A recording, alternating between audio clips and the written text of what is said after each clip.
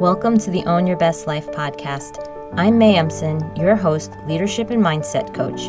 Here, we talk all things spiritual, mindset, business, leadership, and wellness for the modern seeker who wants to align their life with purpose and inspiration. We'll cover career changes, stress management, meditation, energy, intuition, and more. Each episode holds spiritual and practical tools to help you live a life of your wildest dreams without getting burnt out along the way. Ready to live a life on your own terms? This is the Own Your Best Life podcast. Welcome, friends, to episode number 218 of the Own Your Best Life podcast. If you want a bigger life, you want to stop playing small. A bigger life can mean being paid well to do the work you love. It can mean having time for people in your life. It can mean more confidence and less anxiety. And it can also mean going after the job, the title, and the life that you have been thinking about, but you haven't yet made the move towards. So today's podcast on how to stop playing small will help you reclaim control of your time and the impact you have in the time that you're spending. So in the last year or so, I've decided to really dig into this topic of playing small within my own life. I think there's always this question underlying, at least for me, of whether or not I am fulfilling or living into my potential. And I was at a place where I was seeing that I was ending this cycle of figuring out how to get paid well to do the work I love while being able to spend time with those I love. And I had reached this point where I trusted the results of that. I found that it was time at that point for a different kind of growth. I had grown my capacity, and the process of growing my capacity gave me the space to do more. And this is what I teach. So there was so much I had done ahead of this to constrain my work hours and time that it created so much more of a need for higher level thinking. And that translated. I got a promotion in my corporate role, doing the work I want to do, where this kind of level and title didn't exist anywhere else in the organization. I was seen as an expert. I grew my coaching program and income. I increased my visibility everywhere: sales training, leadership training, career, life coaching. I was running ads online, volunteering more in my community. I was seeing my friends and my family even more, and our family grew closer. Our kids have become more mentally resilient and really trusting of us in being there for them. And my relationship with Jay, my partner, has also gotten closer, more vulnerable, more honest, more fun. And I added CrossFit to my yoga and running routines and doing more surfing all along the way. And before I knew it, I had shattered any ideas that I was playing small. And looking back in hindsight, I can see what happened and why the question of an upper limit even being there is a sign that you're ready to bust through it yourself. I wanted to help you break down what is happening in your life, which is why we're doing this podcast today. When you are at these places of feeling ready and energized for the next thing, but somehow you still feel unclear or are uncertain of what you want to do to actually translate that energy and all of that desire into tangible results like more income, time, or impact, bigger, more well-aligned roles in your outer life. And what I've noticed is that professionals often hit these cycles of leaning into their work and leaning into their life super hard and then burning out. And in the process of the push and the drive, we have personal or professional setbacks also. Perhaps we get sick, or we have a personal crisis in our families. We might have been a high potential rock star on track for special programs or roles, but then hit a plateau in our career. And there's a desire to stand out. But at the same time, it's normal to want to play small if being visible and big somehow feels or felt like it was too much, or that we cannot handle the new level. And we either wonder if we've hit some kind of invisible limit that we're unaware of, or we know what that limit is, but we haven't figured it out yet. We haven't figured out how to break through. And this upper threshold confines us to this life where we are wondering, what is next for me? But I'm not confident that I'm going to make it to the other side of the thing that I want, of this threshold that I feel that is here. Should I go for the next position? Should I stay? Should I start something of my own? Why are other people compensated more than I am or doing bigger roles? And these are the questions that keep coming up when you go onto LinkedIn, when you do the comparison thing, when you feel frustrated, demoralized as you learn about the promotions or job and life changes of your peers.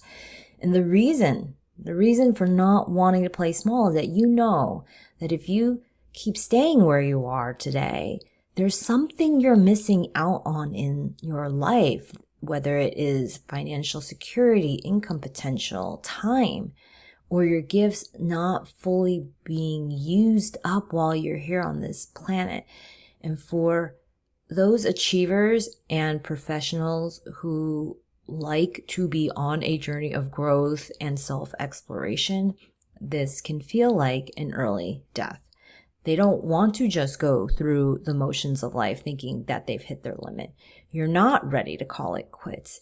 You know that something has to change, because that's when you reach out to me for a consultation, or you talk through where you're at with me, and you just need a little bit of understanding of how breaking through really works, to know that you can have it for yourself too. So my spiritual achiever method is tailored for the person who wants to have some big step change in their life and isn't afraid of doing the work. They know they're working hard already. They're capable, and they're highly capable, even if they lack confidence. They want a higher quality of life experience. And if they truly mine and look at their past, they'll find sparks of when they were at their best in different areas, and when they were believing that life had more to offer. And they'll also see the times when they did the unexpected, when they pushed past what they even thought they were capable of, whether it was in their personal life or professionally. And they want to be a positive influence in the life of other people around them. So if life had alternate and parallel universes, you're ready to step over into that next version of your life. So here are the 4 things you'll want to focus on that I work with my clients on when they're in their next phase of growth. The first is spirituality. Spirituality is their personal understanding of what matters to them and why. And this is a secular approach, inclusive of your motivations, your preferences, your strengths. It's a combination of both art and science. I call this your superpower edge, your zones of genius. How do you get to be masterful no matter what level you are at today? And this is about becoming extraordinary, exceptional, undeniable in your approach to life and who you are as a human being, of having standards for yourself that other people don't, of living a life that is examined, questioned, and minimizes outside noise of everyone else's opinions, and of opening your energy, your frequency, your vibration to more love, joy, and acceptance. And when you do this, you become an N of 1, a sample size of 1. No one else is exactly the same, and you may be copied, but you're never actually duplicated. And your genius continues to flow from you because you own it. It's your own special sauce. And you have a personal brand, leadership style, and it attracts people, opportunities, and wealth to you. The second focus area is achievement. This includes visioning what we want 5 years from now, 1 year from now, and what we focus on today.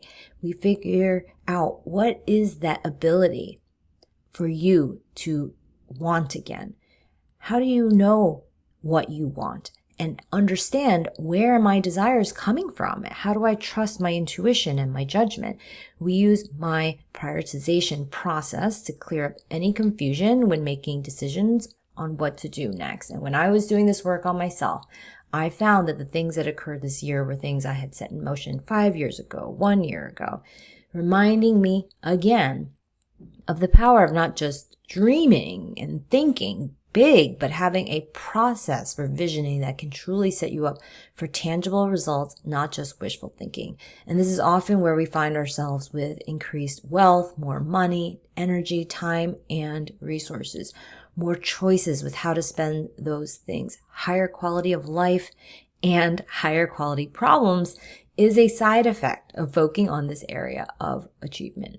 And the third area of focus is earth energy, or the mind body. And this is where we learn how to put things into motion. We create a structure for our life and time that allows us to do more and better work. And this is what opens up the pipeline for more work, results, and life experiences where you can just be to actually come through. And we open up the capacity for you to not just handle stress, but to alchemize it, to transform it into something that drives you and fuels you endlessly.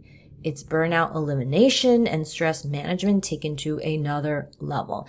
And this allows you to create your body of work, whether it is owning the title and legacy of your work at your organization, creating your own business, or even a creative pursuit. And then we have our fourth area of focus, which is harmony. We integrate all parts of our lives and ourselves into this next phase of growth so that we can enjoy the process and lead.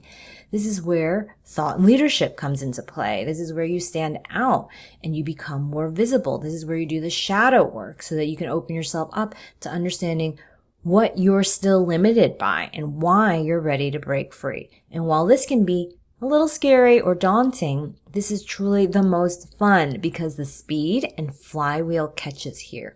There is one shift and it all opens up and you feel like you can be who you truly are, whether that's blasting music without feeling super embarrassed or taking a trip you've always wanted to take. You lead your company and the organization with your strategy, your culture of who you are, and your vision. You help others and yourself grow. And this is where you start movements and you lead them and you change the world without even realizing that you're doing it. And as a result, life becomes a virtuous cycle instead of a vicious cycle, which means you help make the rest of your life and the people around you better off than when you found them. And this focus on these four areas is not about being normal. As you can see, normal leads to playing small, afraid of standing out, and hiding. And yet normal people may not even be who you want to model your life after. Why? Because it's normal to be intensely negative, to be unhappy, to be stressed and overwhelmed with all of life. And this is the life of the overworked achiever who is fueled by a feeling of never enough and worried that someone's going to figure out that they're not good enough for the job or what they have in life. And instead, you want to stand out and lead in your life and career.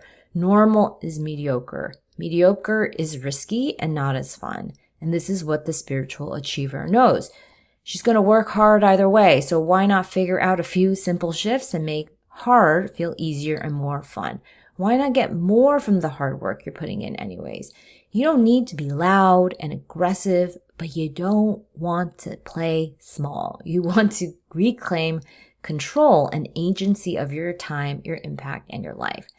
So what do you want for yourself? What do you want for your life?